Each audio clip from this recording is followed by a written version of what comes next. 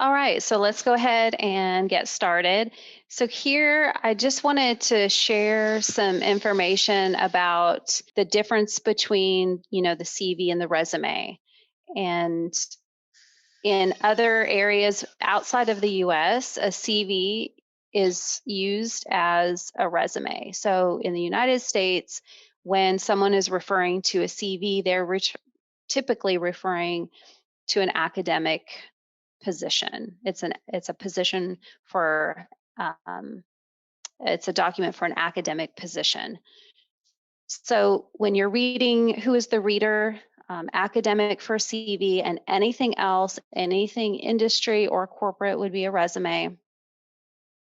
And so the purpose in the CV is really to show the expertise in your field of study. It's to show your accomplishments and contributions, the depth and breadth of your study, compared to a resume, which is really designed to demonstrate the qualifications for a specific job and to move forward in an application process. The CV is unlimited. It's as many pages as needed to share your information. With a resume, typically 1 or 2 pages. The CV, we want to include teaching, research, publication, service, relevant experience, committees, everything that you have contributed in your field. And it is often more list focused. However, there are areas of customization that I would highly recommend, and we're going to get a little bit into what that can look like.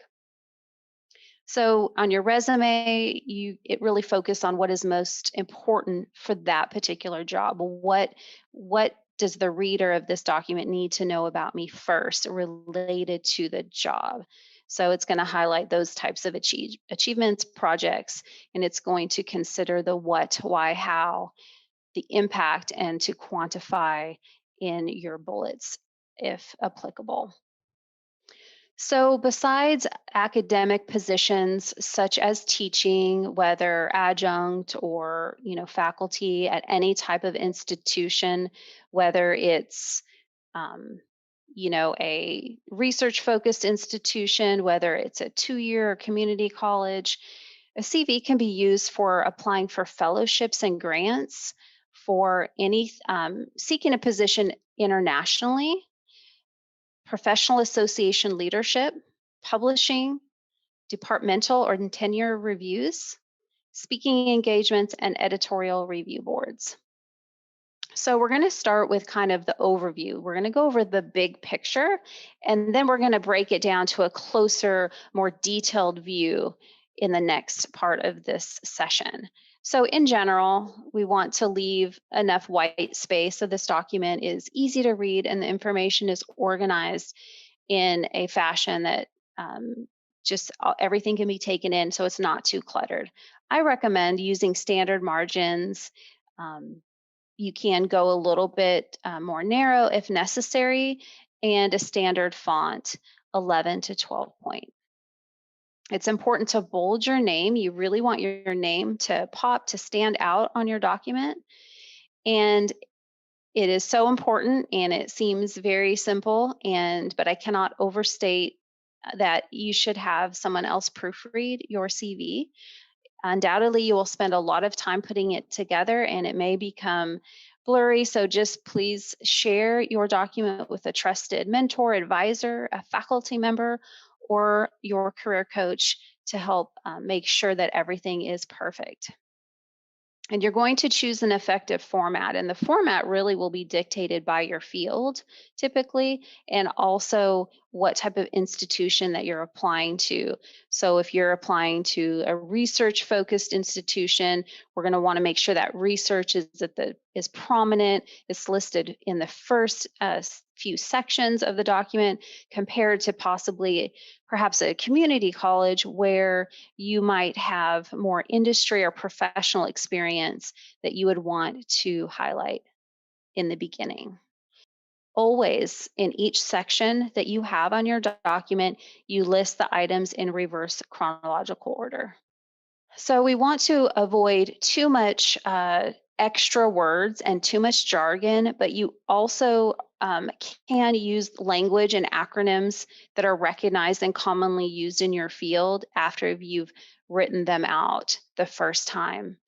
Um, I would suggest to limit too many variations or instances of bolding, of underlining, or italics. You can use all caps to differentiate between sections. We'll look at some examples later. Avoid any graphics or pictures, and you want to make sure that you have your name, address, email, and phone number in the so when you're emailing your CV as an attachment, they have everything. And I found it helpful some just to, you can like save your separate sections of your CV. So you can keep like your publications in one document, your work experience, your professional experience, your presentations, because sometimes you need to copy and paste possibly into an application tracking system. So if you have each section broken down, you can easily manipulate what you need from those for other purposes. So in general, these are typical CV sections, but it really does vary with your experience and discipline. So obviously your contact information, your header, your education is almost always first.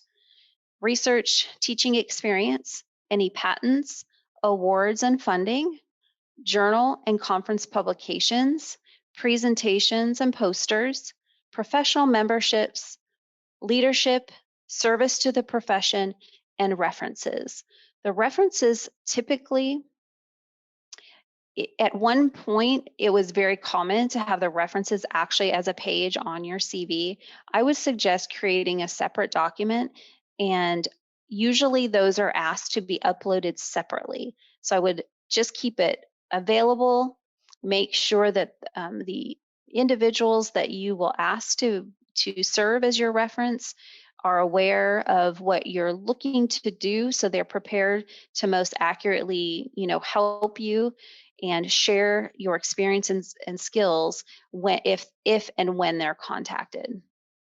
So your field of study really will determine the sections and content to include. So your faculty and department can provide you with that expertise and best practices. So we're going to look in a moment how to research your professor's CVs to see examples of how they've organized their documents. And we're also going to talk a little bit about when you apply, making sure that your experience that aligns with the mission, the goals, and the strategies of whatever institution you're applying to are highlighted. You can search this UNT faculty information system to see the CVs for faculty at various stages in your career. And I have the link there. We can go over that together shortly. That is very helpful because you can look at someone that's early in their career, maybe an adjunct. Then you can look at a full professor or assistant professor, and you can see the development of sections as you gain experience. These are some other references that I have included. I really like this one here because this article and this link helps you transition your CV to a resume and vice versa. So it's suggested that you do have a resume also in addition to your CV. And because they look so different, this article can give some tips on what that could look like. And then inside Higher Ed Jobs and higheredjobs.com, not only do they have job postings for jobs in academia, but also a career resource center with articles and blogs that is helpful. In the beginning of your career, your CV may be very short. There may not be as many experiences on there at this time. So when you're looking at doing your applications, you want to really be familiar with, with the academic unit, with the department, and with the institution itself. So the more research that you do, you can really get insight on any awards or publications that the faculty has earned. kind of what some of what their mission is and what they're doing in the community, any partnerships that they have, because you want to use that kind of language and have an understanding of that in your documents. And then also for any interviews and the interview process, that's going to be a really important part of the conversation. So as the CVs get very, very long, and professors, CVs can be 30 pages, 20 pages. So in the beginning, though, if you've done just maybe taught one class, instead of just listing the class, we have plenty of space on this document to add detail about some of the impact that you had in that class. So using bullets to give impact examples and quantifying if possible, using any like the technologies that you have used will give the reader a better understanding of what you actually did in that experience. So as you continue on, your experience somewhat speaks for itself and it does become even more list oriented. But I do suggest considering expanding on these experiences under the bullets, which we're going to look at in a moment, especially in the beginning. So by doing research, it'll help you determine where to put sections and also the kind of keywords to make sure that you talk about or discuss. So you can even use a website like Glassdoor. So you obviously want to check out the website of the institution, the careers and human resources area, all of the faculty information and the program information. But you can use this site to get reviews of the college or institution, reported interview questions that were asked of the candidates, and other anecdotal information. So as much as you can pull from as many sources, I think will give you a good idea of what to expect, because a CV is very difficult to customize to a different institution. It is very much the same one that you could give to a community college, to UNT, to Collin College, or to a private institution. So anytime that you can customize that to show how your experiences actually will be helpful and can help with the initiatives and mission and the population that that school serves, will help you hopefully in the process be seen as a possible candidate. So these are the things that you can be looking at when you're developing your document. So obviously the position description, the job posting, the career page site, all of the faculty, the student demographics, any institutional data, any ranking data, understand what community college or two-year institutions are feeding if it's a four-year school, some notable alumni or alumni engagement, and first generation and other non-traditional student population, any partnerships or industry initiatives, and the community college and four-year differences. So how are you going to demonstrate that research? So in the CV, it's sections to add and in what order, accomplishments to add. Research or industry, that's a really big differentiation between in CVs, how you want to organize it and what you want to focus on. Most important information should be listed first in the document. If you were asked about your syllabus design, your teaching philosophy, learning outcomes of any instruction that you've done, in discussing your writings, your mission, your personal statements, and interview prep. So all of those are areas where you can demonstrate and be able to give specific examples of how your background and experience can help with the role that you're trying to get. So when we're looking at bullets underneath sections to tell a story and describe projects, we want to start with an action verb with each one. And so less task oriented and more of the impact and outcome. So a verb and what and who, how, why, and the impact. So what did I do? what tools or technology or attributes or skills did I use to do this thing? And then what was the outcome, and quantifying it if possible.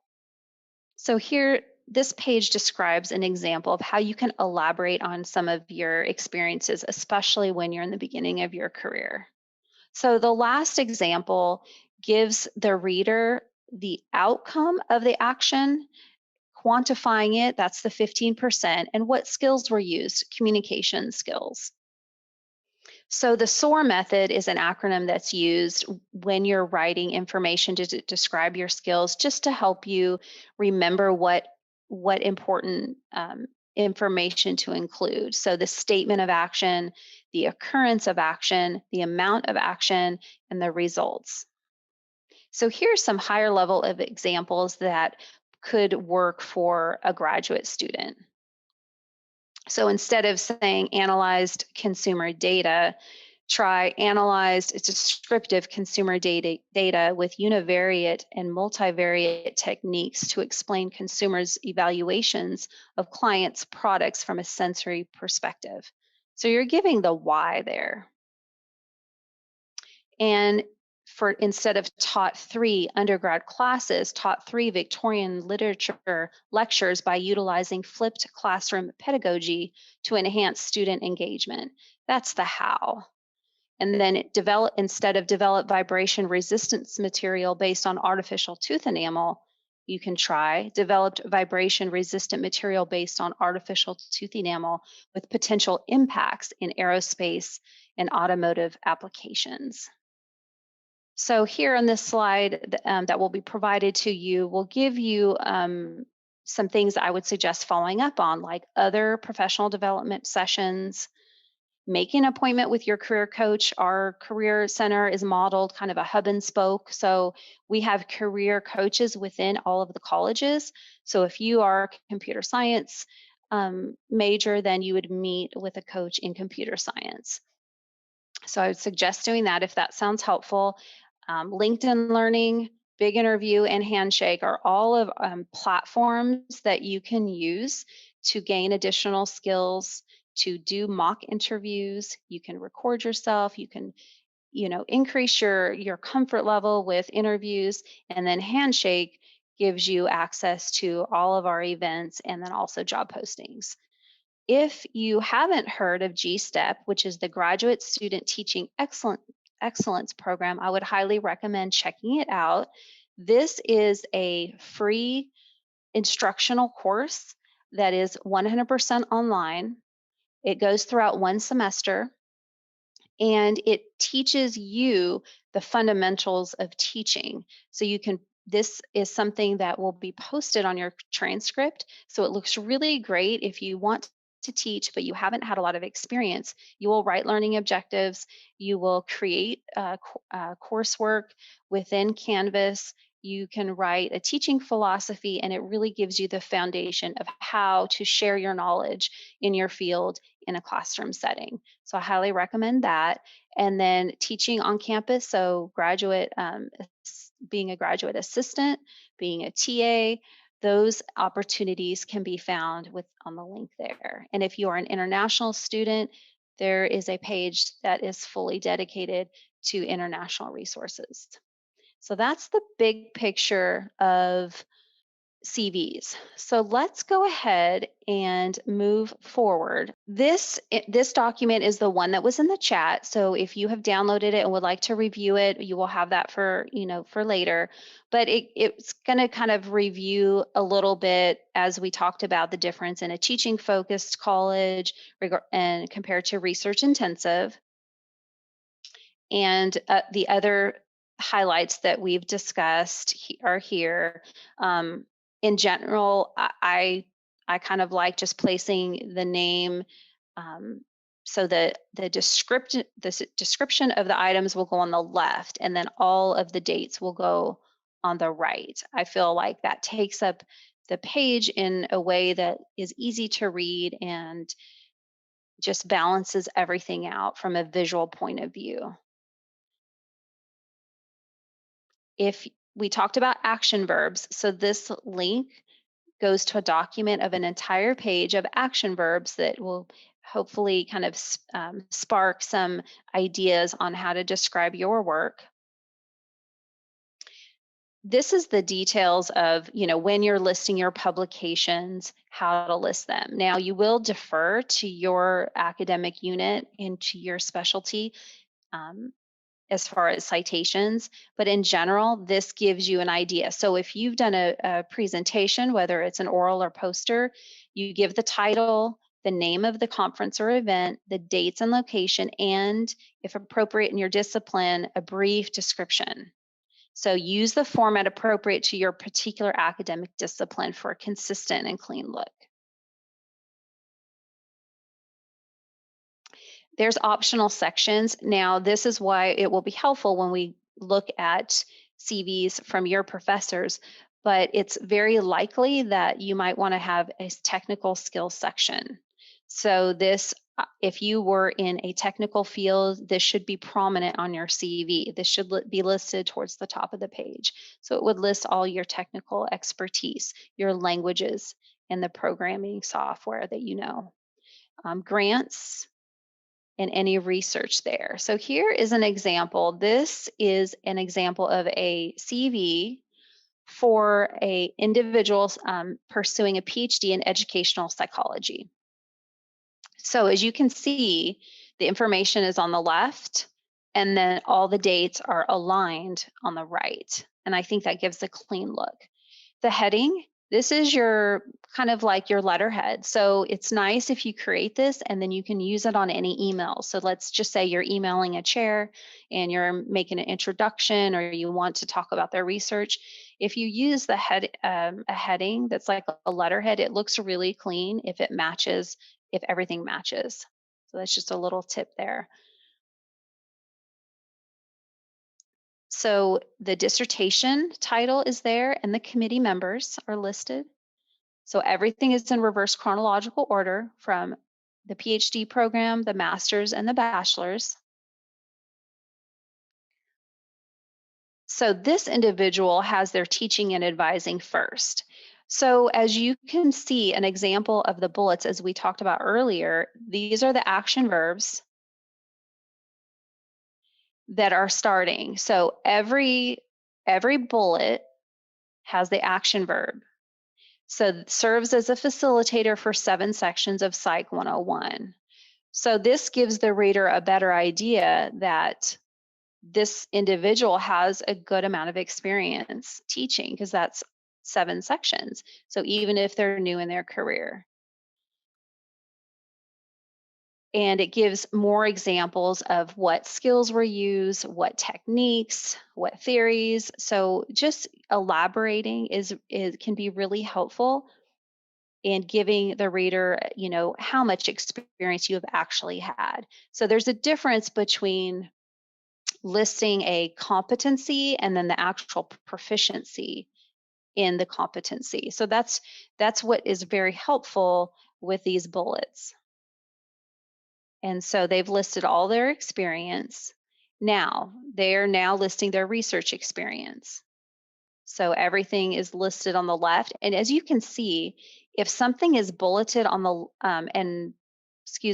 if it's bolded on the left, it should be bolded on the right. So the whole line should match. And you can see that not everything is bolded.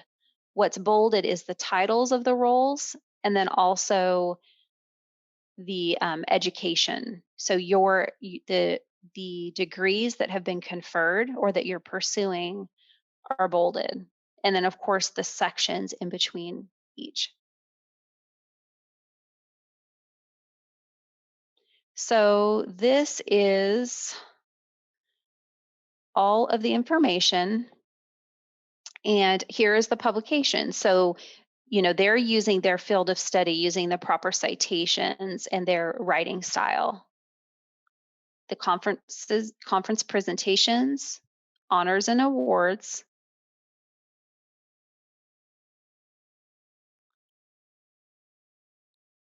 So this experience is outside of the institution, but sometimes that's really important to include especially if it's relevant to the position you're looking for, or if it really complements your academic work. So you can include volunteer experience, you can include internship experience, paid experience. So all of it, if it's helpful in giving, telling all the experiences you have, I would include it. And then the professional memberships are almost always at the bottom. And I've created a footer, so you have the page number and then also your name and the document in case anything gets separated.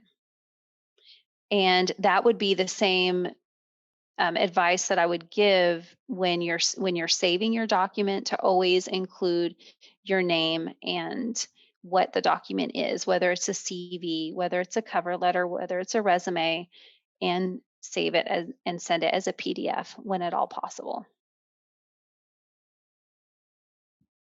Are there any questions on that at the moment? Uh, I actually have a specific question. Sure. Okay. So I have received my master's in computer science long time ago in 2010. But then recently, before joining PhD at UNT, I also got my master's in computer science and engineering, which is pretty much same thing as I did 10 years ago. But this time I got my master's with thesis. But in terms of degrees, it was like the same thing, like Mm. computer science before, computer science again. Now my question is it necessary to include the degree conferred, like that it's been 10 years ago, or it's unnecessary because the newest degree kind of overrides the old one? That's a really great question. Thank you for asking that. I would include that. And again, the resume is a whole different deal. And if we were talking about resumes, we may that could be a no. But for the CV, you do want to include it because your degrees and your academic work are so important, and they will be asking for all of your official transcripts for almost every academic job. So that you don't want to have any surprises or any questions, and you just want to be as thorough as possible. And that could perhaps be a good talking point is, if you were in an interview, if you were talking to an interview team, a recruiter, those are things that your additional experience will give you a different perspective. And so, yes, I would definitely include it. And I have seen CVs just in my limited experience with the same level of degree from different schools for a variety of reasons. So, Right. yes, do include that. Okay, well, that was very helpful because I was very unsure, like, what do I do in this case? And it's not standard to see it even online somewhere. Hmm. So I haven't, I mean, not everybody does that. Usually it will be a different degree and maybe same, different levels, I mean, same masters, but just different uh, branches, of studies. But in my case, I was like unsure, like, how do I handle this? But you just answered. So it's very helpful and I appreciate it. You're very welcome. I would also encourage you to, underneath the degree, just as in the what's on the screen here, the dissertation, make sure that you indicate your thesis. And you could even, if it was a capstone project in one, I mean, you can always include a short description to maybe highlight, any emphasis area or differentiate if that's helpful. So if you have individual questions, we can definitely, meet with a coach, or you can check with faculty. But I would definitely include it. But you might want to give a short description of, the program itself or anything about the program, because that would give someone a little bit. They could just see the difference really quickly. If they were not even spending very much time on this, they could see it really quickly. I see. Okay. So one more question now that Sure. you've been so helpful. If we need to come to see anyone in at your end, I know there are so many careers. I'm a new student here, so there are so many career centers here, and I don't know which so well to navigate myself. So is it the career center at computer science down at the Discovery Park, or is it one at Chestnut Hall? Like, can you guide us like which one we should address? Yes, absolutely. So we are all doing career at UNT as we should be, which means that everybody is invested in, connecting your academic work to hopefully a meaningful job or meaningful experience. So the Career Center, we're actually not in Chestnut Hall anymore. So when things are normal and we're all back on campus again, we're in Sage Hall. So we're Oh, right next to the Union on the second floor. However, we do have a career center in Discovery Park, and your career coach is Laura Garza. And I will pull up the website right now so we can just look at it together. oh, okay, great. Because I was thinking maybe it's separate for science majors or social majors. So, Yes. So, can everybody see the Career Center website? yes. Okay, great.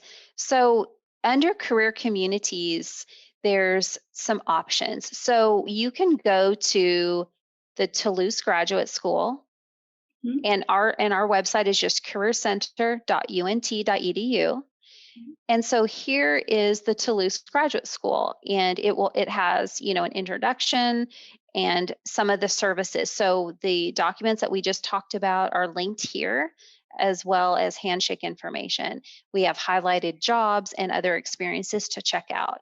Now, if you want to find out who your career coach is, you can just go to your program. So you're an engineering career community. So Yes. that's going to take you to Laura Garza. She's going to be your career coach, and you can make an appointment with her. Mhm. Um, Probably there's so many ways to do it, but just see where it says schedule an appointment Okay. at the Yes, top. yes, I can see that. Yes, that will be the same system that you would use to make an appointment, like with an academic advisor or other student services. Mhm. So your coach for your college will populate as well as their availability, and it's all scheduled through Navigate. Oh, But thank you just very if you, yeah, if you yeah. want to note who your coach is, it is Laura Garza, and she would be an excellent resource. And she deals with College of Information and College of Engineering. Well, thank you very much for guiding me. That was very helpful. Oh, sure, no problem at all. So this is the our website. So there's a lot of information. There's videos if you like videos. There's written material. There's blogs and articles, as well as links to the actual programs like Handshake, like um, like the big interview. So those are all will be under the resource tabs. So now let's go ahead and look at that faculty information system, because I would like you to kind of be able to see how you can do some research on your faculty. So I will pull that up here. Okay, has the screen moved to faculty information system? Yes. Okay, excellent. So this is just facultyinfo.unt.edu, and it allows you to pull up information on any faculty at UNT. And you can search by faculty name, department, or courses. So if we want to, we'll do engineering, electrical engineering populated, and then you click search.